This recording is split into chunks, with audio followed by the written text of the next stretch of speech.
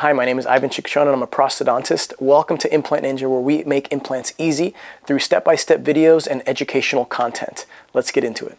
So I'm going to talk to you about how you can know if your dental implant is failing. So the first thing to notice about a failing dental implant is pain.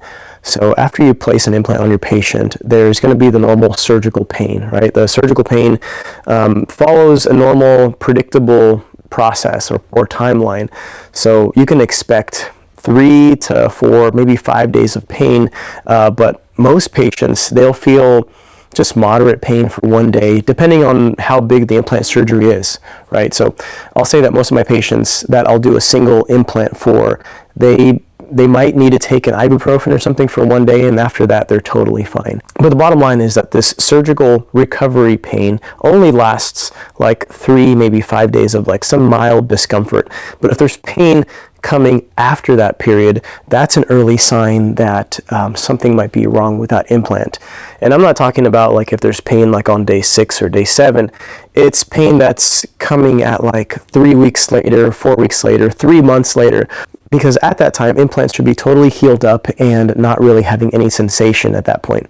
So that's my first marker when the patient comes back into the chair and I go to touch the healing abutment, to take the healing abutment off.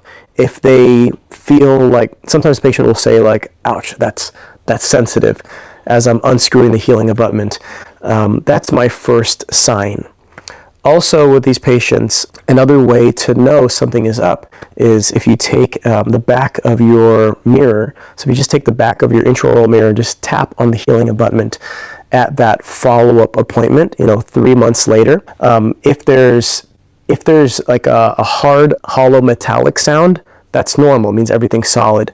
But if there's like a thud, if it's like a quiet thud, then that means that's one of your early indicators that something also might be wrong. If that's the case, if you go and you kind of sound the implant, if you touch it with the back of your mirror and it makes a strange sound, that could mean that the part is loose or that the implant is failed. Because at that point, the implant should be rock solid. It should have osseo integrated already. The bone has fused to the implant and now it should have no movement at all.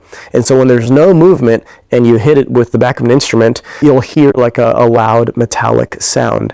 But if there is movement, right, if that thing is encased in soft tissue and it's like movable, then when you hit it, it'll just kind of move and not make that hollow sound that I'm talking about. So pain and sound, those are early indicators that something might be wrong. So the next thing is mobility. So if you go back and you're working on the implant, let's say you take the healing abutment off, you put an impression coping or scan body on, and then you notice that there's a little bit of movement. It doesn't have to be a lot of movement, but even the fact that there's a little bit of movement means that it hasn't properly integrated and it's going to be indicated to remove. Okay, so if there's any mobility at all, it means the implant didn't integrate and you're going to have to remove it and start from scratch. Now the third thing to look for is the x-ray. So if things are looking weird on the x-ray, it means something might be going on with your implant. If there's any type of radiolucency at the apex, there could be an infection at that implant site that needs some antibiotics, that needs for you to take action to correct it. Also, you could see some weird stuff around the crest, right? At the platform of the implant, there could be saucerization. So like bone loss in the pattern of like in the shape of a saucer, right? So there starts to be progressive bone loss. So these are things that you will notice when you look at the x-ray, that bone doesn't look like it's properly formed around the entire implant. All this stuff shouldn't be happening early on. If it's happening early on, that means that there's something wrong with your implant and you need to take some action to correct it. There are criteria for evaluating how much bone loss is acceptable bone loss and how much is, basically the implant's a goner.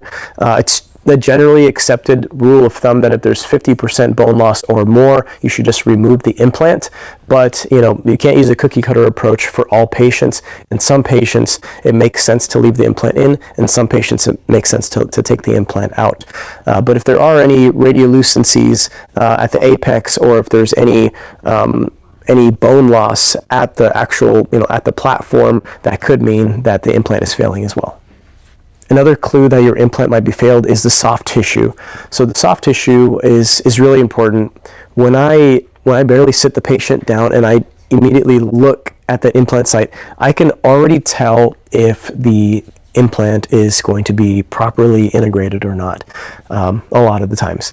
And the way that I can tell is because the soft tissue, in a successful implant, the soft tissue looks pink and beautiful, and it looks amazing, right? So you can, when you see that the tissue looks really beautiful, you can already tell that when you take your healing abutment off, it's just going to look pristine. But in a patient who has a non-integrated implant, often tissue's not going to look like that. Tissue might look red, inflamed. There might be pus coming out from the pocket around the implant. It could also be bleeding, right? If you remove the healing abutment, there's like blood. Even if you just touch it with your fingers, there could be blood and pus, and it just looks like unhappy tissue. So that's another clue that the implant is not doing well. And a lot of times I see that kind of tissue around patients that have wound healing compromises. So if they have diabetes or if they've been taking steroids for a long time, I'll see tissue that looks like that. Now, the final clue that will give you a hint as to whether your implant is successfully integrated or not is when you go to torque the restoration down. So if you torque something onto your implant and the patient feels pain, right? So that means the patient didn't feel any pain when you were just putting impression coping on or putting a healing abutment on or taking it on and off. But you go down and you apply some pressure. You're actually torquing, and then they feel pain.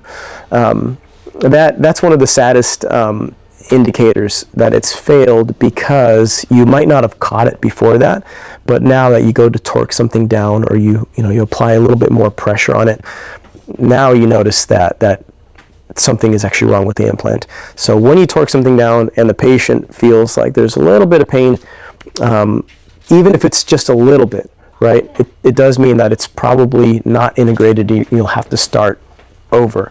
Now, a lot of times you'll think, well, it's not that much pain. The patient it just hurts them a little bit. The patient should feel no sensation at all with implants. So, I mean, aside from stuff pinching their gums maybe, but when it comes to the fixture level, they should feel no sensation when you're twisting, torquing, pushing, anything like that. So if they feel anything, then that means that it is not properly integrated. It probably is mechanically retained, and that, for some patients, maybe that helps a little bit, but it is not true osseointegration, and it is not a successful implant.